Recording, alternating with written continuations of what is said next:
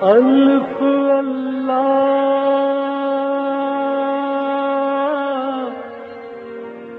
چمبے دی بوٹی میرے من وچ مرشد لائی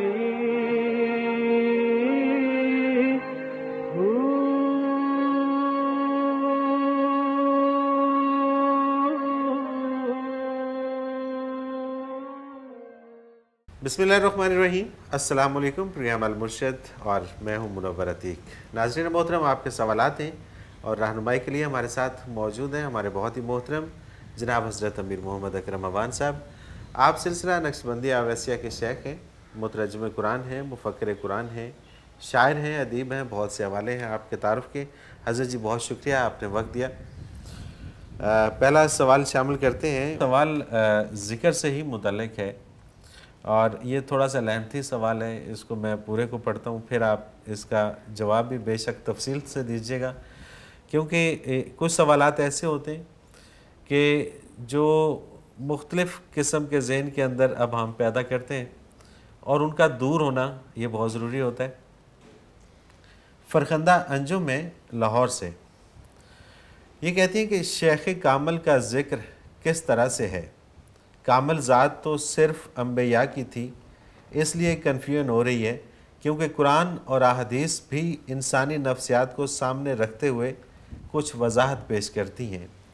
میرا صوفیزم سے یقیناً کوئی اختلاف نہیں ہے، میرا علم اس میں کم ہے، تصوف کبھی میرا پسندیدہ موضوع تھا، لیکن اس کی کچھ باتوں سے میرا اتفاق نہیں، کیونکہ دین آپ رسول اللہ صلی اللہ علیہ وآلہ وسلم نے مکمل کر دیا، اور خاص کر ان کے دور میں صوفیزم سے متعلق بھی کوئی شخصیت موجود نہیں اور نہ ہی کسی نے خود کو صوفی کہلوایا تھا۔ تصوف کا وجود کس طرح پیدا ہوا؟ یعنی کیا رسول اللہ کے دور میں ایجاد ہوا؟ اگر صرف افضل ذکر کرنے والا ہی صوفی کہلاتا ہے تو وہ یقیناً عمل بھی کرتے ہوں گے، اور انسان خطا کار ہے سوائے نبیوں کے، تو یہ کامل کیسے کہلاتے ہیں؟ اب نوافل اور نماز ایک افضل ذکر ہے، تو انسان کے خلوص میں یا دھیان میں کمی اگر ہو ہی جائے تو اس کے لیے بھی معافی موجود ہے، اور اس کی دلیل بھی ہے۔ کمی کوتاہی اللہ سدھار دیتے ہیں، جب بندہ اپنے رب کی طرف جاتا ہے اسے کسی بیساکھی کی ضرورت نہیں۔ اس پہ بھی حدیث موجود ہے کہ جب بندہ 4 قدم بڑھاتا ہے تو میں 10 قدم بڑھاتا ہوں، اور جب وہ بازو پھیلاتا ہے تو میں اس کے بازوؤں میں سما جاتا ہوں۔ میں نے ایک حدیث کا مفہوم بیان کیا ہے، یہ خود پڑھی ہے میں نے۔ تو جب اللہ بندے کے لیے اپنے پانے کو اتنا آسان کرتا ہے تو نفس کو بھی پاک کرنے پر اختیار رکھتا ہے۔ اب جیسے مراقبہ بھی ایک ٹرم ہے، لیکن یہ رسول اللہ صلی اللہ علیہ وسلم سے ثابت نہیں ہے، لیکن لوگ کرتے ہیں۔ اس سے بھی تزکیہ نفس نہیں ہوتا، اس کے علاوہ ضمیر بھی عطا کر دیا جو انسان کا تزکیہ کرتا رہتا ہے۔ پھر یہ بھی کہ اگر کوئی غلط کام کیا جائے تو مومن کا دل اللہ کی طرف سے پریشان رہتا ہے، یہ بھی تزکیہ نفس کی ایک شکل ہے جو اللہ کی طرف سے بندے کو عطا کی گئی ہے۔ میرا کہنا صرف اتنا ہے کہ جو بات بھی اذکار کے طور پر بتانی لازم تھی وہ بھی آپ صلی اللہ علیہ وسلم بتا چکے۔ نماز اور قرآن اصل اور افضل ذکر ہیں، اور عبادات میں ہم آپ رسول اللہ صلی اللہ علیہ وسلم سے آگے بھی نہیں جا سکتے۔ اعتدال کا راستہ بھی بتا دیا گیا کہ ہمارے جسم کا بھی ہم پر حق ہے۔ ہر بات پر معاملہ دین و دنیا کا بس احادیث و قرآن سے ثابت ہو چکا، اور اجتہاد کا راستہ بھی بتا دیا گیا، اور ہر شخص اپنی ثوابدید کے مطابق اس کا حق ادا کرتا رہتا ہے، چاہے کم یا زیادہ۔ اسی طرح سے اللہ کا قرب بھی نصیب ہو جاتا ہے، پھر تصوف کی کیا حیثیت ہے؟ بیٹی جزاک اللہ خیر، آپ نے سوال نہیں کیا، آپ نے ہمیں سمجھانے کی کوشش کی ہے، اللہ آپ کو جزائے خیر دے۔ یہ ایک لیکچر ہے، سوال نہیں ہے، اور لیکچر سمجھانے کے لیے ہوتا ہے۔ انہوں نے پوری کوشش کی ہے، اور اکثر لوگ یہ کوشش کرتے ہیں۔ اللہ ہمیں بھی نیک سمجھ دے۔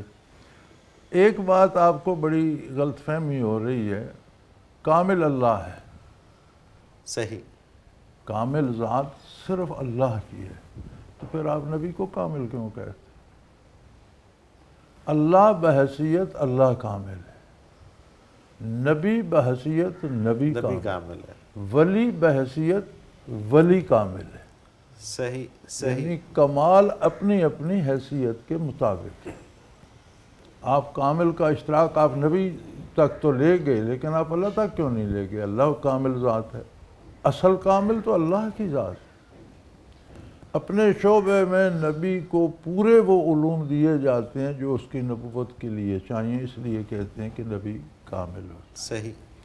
نبی کے بعد جو نبی کے پیروکار ہوتے ہیں وہ کسی ایک شعبے میں کوئی کامل ہو سکتا ہے، نبی تمام شعبہ دین میں کامل ہوتا ہے۔ صحیح۔ بعد کے لوگ کوئی محدث کہلایا، کوئی مفسر کہلایا، کوئی مفتی کہلایا، تو اپنے اپنے شعبے میں جب کمال کو پہنچتے ہیں تو ان کا کمال ان کی حیثیت کے لفظ کامل سے سارے کو آپ خلط ملط نہ کریں۔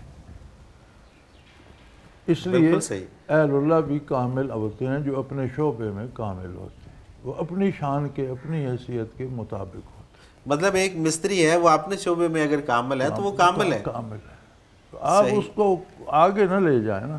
صحیح۔ ہر کوئی اپنے شعبے میں کامل ہے اور اپنی حیثیت کے مطابق کامل ہے۔ بالکل صحیح۔ پہلی بات تو یہ صاف ہو گئی۔ صحیح۔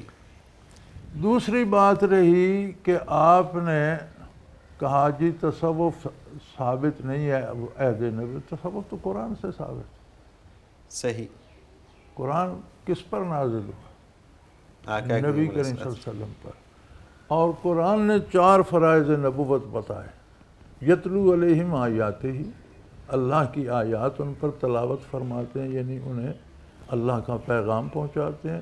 وَيُزَكِّيهِمْ، ان کا تزکیہ کرتے ہیں۔ صحیح۔ پیغام پہنچایا، جس نے قبول کیا اس کا تزکیہ کیا۔ وَيُعَلِّمُهُمُ الْكِتَابَ، پھر انہیں قرآن پڑھاتے ہیں۔ والحکمہ، اور قرآن کی تفسیر و تعبیر بتاتے ہیں، حکمت دانائی۔ صحیح، بالکل صحیح۔ اس کا مطلب ہے تصوف تو تعلیم کتاب و حکمت سے تصوف کیا ہے؟ دل کی صفائی کرنا۔ صحیح، صفا سے ہے نا۔ بالکل۔ قرآن کریم کو جو ترجمے کیے گئے، عربوں کو تو ترجمے کی ضرورت نہیں تھی، ان کی مادری زبان تھی۔ جب ریاستیں فتح ہوئیں تو پہلا ترجمہ میری سمجھ کے مطابق پرشیا میں ہوا۔ صحیح، فارسی میں ہوا۔ فارسی میں ٹھیک ہے۔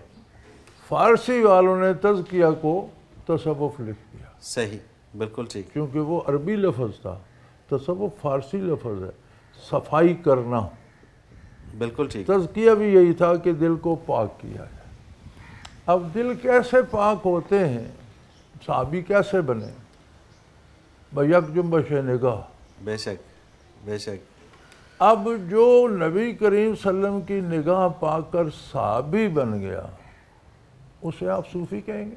ایک بندہ جرنیل ہے، آپ کہتے ہیں یہ حوالدار تو نہیں ہے، اللہ اکبر، یا یہ سپاہی تو نہیں ہے۔ بھائی سپاہی وہ اس سے بڑے بہت اونچے عہدے پہ بیٹھے، جرنیل ہے بھائی، بہت اونچے عہدے پہ۔ ہزاروں سپاہی اس کی کمان میں اللہ ہیں۔ اکبر، اللہ اکبر۔ کیا خوبصورت جواب کہ جنرل کے ہوتے ہوئے اگر آپ کہیں کہ جی اس وقت میں یا وہاں پہ وہ ڈی ایس پی یا ایس پی یا وہ کرنل نہیں تھے، تو یہ تو کوئی جواز نہیں ہے، کوئی جواز نہیں۔ جواز کہیں جی صحابہ صوفی نہیں تھے، یہ کیا بات کرتے؟ صوفی کیا ہوتا ہے؟ صوفی ان کی جوتیوں کی خاک ہے۔ اللہ اکبر۔ یہ تزکیہ تصوف نہیں تھا تو کیا تھا؟ صحیح، دلوں کی صفائی تھی، اور یہ پہلا فریضہ نبوت ہے۔ اس لیے اس کمال سے یہ حضور نے کیا کہ جو ایک نگاہ میں آ گیا وہ صحابی ہو۔ سبحان اللہ۔ اب صحابہ نے کوئی 6 نمازیں یا 7 نہیں پڑھی، وہ اور کوئی قرآن ان کا نہیں تھا، اور طریقے یہی تھا جو ہم کرتے ہیں۔ بالکل ایسے ہی۔ ہم پر وہ اثر کیوں مرتب نہیں ہوتا؟ اس لیے کہ وہ کیفیت پا گئے حضور کی نگاہ پاک سے جو دل میں، تو جو ان کا مقام و مرتبہ، جو ان کا شعور، جو ان کی سمجھ، جو ان کا کردار، جو ان کا عمل تھا، وہ ان کے ساتھ تھا۔ سبحان اللہ، سبحان اللہ، سبحان اللہ۔ دوسری بات یہ کہ آپ کو مراقبہ پہ اعتراض ہے۔ قرآن کریم کہتے ہیں الذین یذکرون اللہ قیاما وقعودا وعلی جنوبہم، میرے وہ بندے جو کھڑے بیٹھے لیٹے یعنی ہر حال میں ذکر کرتے ہیں۔ آدمی کی تین ہی حالتیں ہیں، یا کھڑا ہے چل رہا ہے، یا بیٹھا ہے، یا لیٹا ہوا ہے۔ فرمایا ہر حال میں ذکر کرتے ہیں۔ الذین یذکرون اللہ قیاما وقعودا وعلی جنوبہم ویتفکرون فی خلق السماوات والارض۔ ذکر سے تفکر پیدا ہوتا ہے، صحیح، یعنی سوچتے ہیں، سمجھنے کی کوشش کرتے ہیں کہ یہ ارض و سما کہاں سے آئے، کس نے بنائے، ان میں کیا کیا ہے۔ سبحان اللہ، سبحان اللہ۔ لا تعداد سیل ہیں جن سے مل کر زمین بن گئی، پہاڑ بن گئے، دریا بن گئے، بادل بن گئے، آسمان بن گئے۔ یہ کیسے آ گئے، کس ترتیب سے کس نے جوڑے کہ ایک ترتیب سے پانی بن گیا، دوسری ترتیب سے ہوا بن گئی، تیسری ترتیب سے درخت بن گئے، چوتھی سے پھول بن، کتنی ترکیبیں ہیں، کہ کتنی عظیم ذات ہے۔ یہ تفکر ہی مراقبہ، اللہ اکبر، اللہ اکبر۔ یہی تفکر ہے۔ اسی مراقبہ، رقبہ سے ہے، رقبہ گردن کو کہتے ہیں صحیح، کہ گردن جو کہا کہ سوچنا، اسے مراقبہ کہتے ہیں۔ عظمت الہی کا ادراک کرنے کی کوشش کرنا، اس کے جہان میں پھیلے ہوئے کمالات پہ غور کرنا، اور اپنے آپ کو سمجھنا میں کیا ہوں۔ یہی تفکر مراقبہ ہے۔ سبحان اللہ۔ آپ کو ذکر پہ اعتراض ہے تو قرآن نے کہا کہ کھڑے بیٹھے لیٹے ہر حال میں ذکر کرتے ہیں۔ یہ ذکر قلبی ہی ہوگا، ہر حال میں زبان سے ذکر ہو نہیں سکتا، پاسبل نہیں ہے۔ اور مراقبے کا بھی لوگ پتہ نہیں کچھ اور سوچتے ہیں کہ مراقبے میں جا کے تو لوگوں کے کام ٹھیک کرنا، بہت سارے جگہوں پہ جب اس طرح کے ذکر اذکار ہوتے ہیں تو پھر وہ ایسی منفی سوچ پیدا ہو جاتی ہے۔ اب دیکھیے یہ کتنی خوبصورت بات ہے کہ ایک جنرل کے ہوتے ہوئے ایک میجر کی کیا حیثیت ہے، اور اگر وہاں پہ میجر کو زیادہ اوپر اٹھانا ہوتا تو پھر وہ جنرل کا عہدہ کہاں جاتا۔ اب ایک کو جنرل کا عہدہ مل رہا ہے تو اس دور میں اگر آپ کہیں گے جی میجر کیوں نہیں تھے جی مطلب کتنی یہ عجیب بات ہے، اور لوگوں کی سمجھ، اور یہ پھر وہی آپ والی بات کہ لوگ غور نہیں کرتے، تفکر نہیں کرتے، سوچتے نہیں ہیں، اور اگر یہ خود سے سوچ لیتے تو شاید یہ نہ ہوتا۔ وہ رتبہ ہے کہ نبوت کے بعد صحابی، جہاں صحابیت کی حد ختم ہوتی ہے، نبوت شروع ہوتی ہے۔ سبحان اللہ، سبحان اللہ۔ اس میں کوئی تیسری چیز کی گنجائش نہیں ہے۔ پھر صحابہ کے ساتھ جو ان کی خدمت میں آئے، تابعی بنے، تبع تابعین بنے۔ حضور صلی اللہ علیہ وسلم نے فرمایا خیر القرون قرنی ثم الذین یلونہم ثم الذین یلونہم، او کما قال رسول اللہ صلی اللہ علیہ وسلم۔ تمام زمانوں میں بہتر زمانہ میرا ہے، پھر میرے ساتھ والوں کا، پھر اس کے بعد والوں کا، یعنی صحابہ، تابعین، تبع تابعین، یہ خیر القرون ہے، بہترین مسلمان ہیں ان عہد کے۔ اب اس کے بعد تبع تابعین کے بعد صحابہ ایک نگاہ سے بنے، صحیح، بالکل صحیح، تابعی صحبت سے بنے، تبع تابعین صحابہ تابعین کی صحبت میں بنے۔ اس کے بعد زمانے میں نہ وہ قوت رہی قبول کرنے کی، نہ وہ استعداد رہی دینے کی۔ سبحان اللہ۔ پھر لوگوں کو محنت کرنا پڑی، ذکر الہی سے دل کو صاف کریں کہ اس میں استعداد پیدا ہو کہ وہ شیخ سے برکات وصول کرے۔ اسے تصوف کہہ دیا گیا کہ یہ صفائے قلب میں لگے ہوئے ہیں، تفکر میں لگے ہوئے ہیں، مراقبہ کرتے ہیں۔ وہ بات تو نہ رہی نا، آپ سورج کے سامنے اور بات دن ہی ہے، لیکن آپ اندر بیٹھ جائیں تو بات بدل جاتی ہے۔ بالکل صحیح بات ہے، بالکل ٹھیک۔ تو نبوت کا سورج تو ہمیشہ کے لیے چمک رہا ہے پوری آب و تاب سے، لیکن ہم پردوں کے اندر جا رہے ہیں، صدیوں کے پردے، برسوں کے پردے اور اوقات کے حالات کے پردوں کے ہم پیچھے پیچھے جا رہے ہیں، حضور کے عہد مبارک سے ہم دور ہوتے چلے جا رہے ہیں۔